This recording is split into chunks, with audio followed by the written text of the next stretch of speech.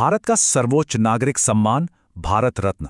ये सिर्फ एक अवार्ड नहीं है, ये हमारे देश के इतिहास का एक बहुत ही खास पन्ना है। तो आज हम उन असाधारण लोगों की कहानी में उतरेंगे जिन्हें ये सम्मान मिला है।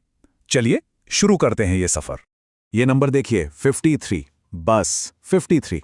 सोचिए 70 साल से भी ज्यादा का वक्त गुजर गया और अब तक सिर्फ 53 लोगों को ही भारत रत्न मिला है।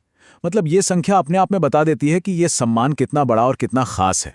तो सवाल उठता है कि आखिर ये भारत रत्न है क्या? देखिए, आसान भाषा में समझें तो ये हमारे देश का सबसे बड़ा नागरिक सम्मान है। ये किसी भी फील्ड में, मतलब किसी भी क्षेत्र में असाधारण सेवा या टॉप लेवल के प्रदर्शन के लिए दिया जाता है। ये सिर्फ एक मेडल नहीं है, ये पूरे देश का एक सलाम है, एक शुक्रिया है। तो हर बड़ी कहानी की तरह इसकी भी एक शुरुआत है। भारत रत्न की कहानी शुरू होती है साल 1954 से। यही वो साल था जब इस शानदार विरासत की, कह सकते हैं, नींव रखी गई। और पता है सबसे मजेदार बात क्या थी? पहले ही साल में 3 बिल्कुल अलग अलग फील्ड्स के महारथियों को चुना गया। एक तरफ राजनीति से सी राजगोपालाचारी, दूसरी तरफ दर्शन और शिक्षा से सर्वपल्ली राधाकृष्णन, और फिर विज्ञान की दुनिया से सीवी रमन। मतलब शुरुआत में ही ये साफ कर दिया गया कि भाई एक्सेलेंस किसी एक दायरे में बंधी हुई नहीं है। अब देखिए, ये जो भारत रत्न पाने वालों की लिस्ट है ना, ये कोई मामूली लिस्ट नहीं है। ये तो एक तरह से मॉडर्न इंडिया की हिस्ट्री का आईना है। हर एक नाम अपने आप में एक कहानी है, एक पूरे दौर को बयां करता है। तो चलिए इस सफर में कुछ दशकों के अहम पड़ावों पर नजर डालते हैं। जैसे कि साल 1966, ये सम्मान मरणोपरांत दिया गया देश के दूसरे प्रधानमंत्री लाल बहादुर शास्त्री जी को। वही शास्त्री जी जिन्होंने जय जवान जय किसान का नारा दिया था। उनको ये सम्मान देना एक तरह से नेहरू युग के बाद के भारत के नई उम्मीदों को पहचान देना। फिर हम आते हैं 1980 में और सम्मान मिलता है मदर टेरेसा को। ये वाकई एक ऐतिहासिक पल था। सोचिए, पहली बार निस्वार्थ मानवता की सेवा के लिए एक ग्लोबल आइकॉन को भारत का सबसे बड़ा सम्मान दिया जा रहा था। इस एक अवार्ड ने भारत रत्न का दायरा हमेशा के लिए बहुत बड़ा कर दिया। और ये सिलसिला सिर्फ भारत तक ही नहीं रुका। 1987 में खान अब्दुल गफ्फार खान और फिर 1990 में नेल्सन मंडेला, इन दोनों को भारत रत्न दिया गया। ये क्या दिखाता है?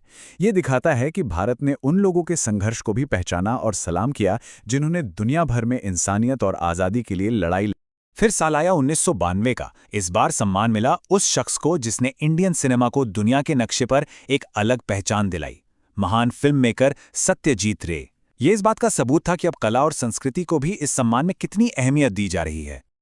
अच्छा, और संगीत की दुनिया को भला कैसे कोई भूल सकता है? साल 2001 में तो कमाल ही हो गया। भारत ने संगीत के 2 ऐसे रत्नों को एक साथ सम्मानित किया।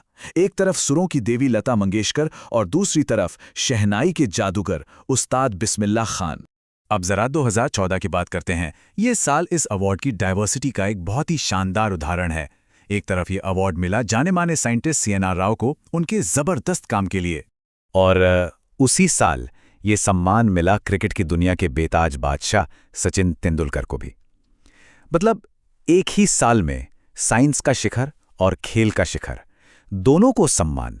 ये साफ साफ दिखाता है कि भारत रत्न के लिए टैलेंट का कोई एक पैमाना है ही नहीं। वैसे तो आमतौर पर हर साल गिने चुने लोगों को ही ये सम्मान मिलता है, पर कुछ साल ऐसे भी रहे जब ये संख्या अचानक बढ़ गई।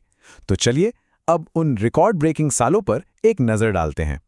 देखिए, 1999 में एक रिकॉर्ड बना था जब एक साथ 4 हस्तियों को भारत रत्न दिया गया, लेकिन 2024 ने तो वो रिकॉर्ड भी तोड़ दिया।